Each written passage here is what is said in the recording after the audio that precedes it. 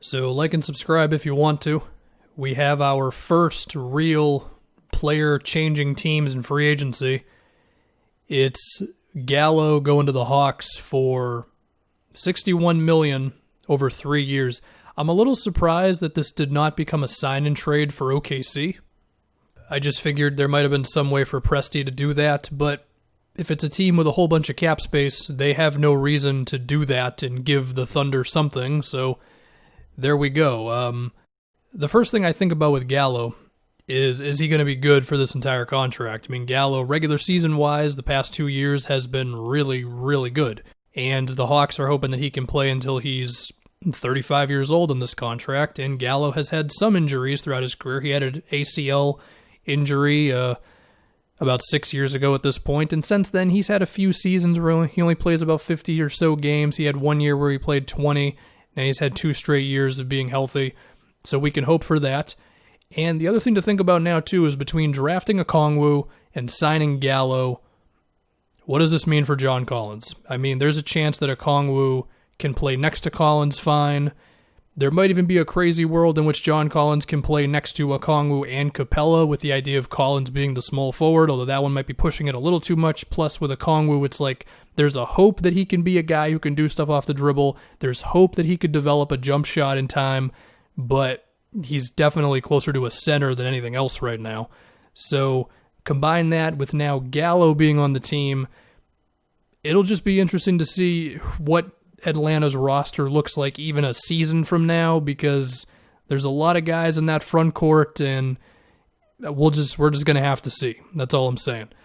As far as Gallo's impact on this team, I mean, I would say if he's not their second option, he's definitely the third option now. That goes back to, we'll see what happens with John Collins, of course. 3-point shooting, Gallo is excellent. He has been definitely among the best shooters in the league the last 2 seasons. You can stretch that out for most of his career, although there have been random dips in his 3-point percentage, but for the most part, the guy's really good. And not just open catch and shoots, but we're talking pull-up threes, even if he's not a super ball handler. There's contested threes, because of course he's tall as hell. I mean, he shot 7 threes a game at 41% for OKC. That is a hell of a guy stretching the floor out for Trae Young. Of course, Gallo can sometimes score in the post. It depends on who the opponent is. I can picture him setting screens for Trae Young and them having some success there.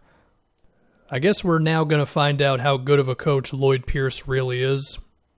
I mean, Hawks fans are going to have a better take on him than pretty much anybody else, because, I mean, I haven't watched the Hawks that closely. I've certainly watched my fair share of Trae Young games and all that, but when you're dealing with rookies and second-year guys, and when John Collins misses 25 games in a shortened season, it can just be tough to know how good a coach really is. Well, we're going to find out now. I mean, if Gallo is moving around off the ball, if he's setting screens for Trae, then I think that'll be some really good stuff. I mean, I picture Gallo screening for Trae, and you're talking 2 really good shooters. Of course, Trae being one of the best pull-up shooters in the league. You can't give Gallo any space at all, really. You can dare him to do something off the dribble, but without trapping Trae Young, I don't really know how you do that with Gallo, so that could be pretty tough to defend. You might be forced to switch, and I think the Hawks could get themselves into some pretty good mismatches that way offensively. In terms of just general spacing, Gallo should be great as well. I mean, I'm starting to think of the starting lineup, and I have to assume Okongwu is not going to start just because Capella's been in the league a bit. And I mean, I'm guessing it's going to be Trae, Herter, Gallo, Collins, Capella as of right now. And I would say that lineup makes sense. Although maybe Atlanta has a decision to make about starting Hunter or Herter. Hunter would give them more defense, which maybe they need now that Gallo's, I assume, going into the starting lineup. I mean, the only fear would be that Gallo is perhaps not athletic enough to beat small forwards enough times or whatever. But I feel like he's talented enough to where you can make that work. And you think about the drive and kick potential of this team now. I mean, Collins can go off the dribble and do something. Again, we're going to have to see if all of these guys in the front court are still on the team moving forward. But, you know, there is a world in which it's Gallo, Collins, Capella, and Okongwu still gives you 20-something minutes a game from stuff. So anyway, Collins can go off the dribble. Trae, of course, can. Gallo can. Herter can somewhat. Cam Reddish can do it as well. Cam had a bit of like a tale of 2 seasons in his rookie year. He got better as the year progressed. So it'll be interesting. I think DeAndre Hunter has shown some stuff off the dribble as well. And when I think about some of the lineups Atlanta can go to now, I mean, the obvious one is the one I've already named, but you have to assume we're going to see some Gallo at power forward next to Capella, and that would allow you to get another wing player in there. Collins at times is like a wing player, but I do think at his heart he's more of like an offensive center, if anything. So we'll just see how that all gets sorted out, and we'll see if they make any other moves, but the Hawks have definitely put themselves in a better position to be one of the better offensive teams in the league and a team that could compete for the playoffs in the Eastern Conference. I mean, I'm thinking about Capella lobs from Trae Young. I'm thinking about John Collins lobs from Trae as well. The Trae Gallo 2-man game.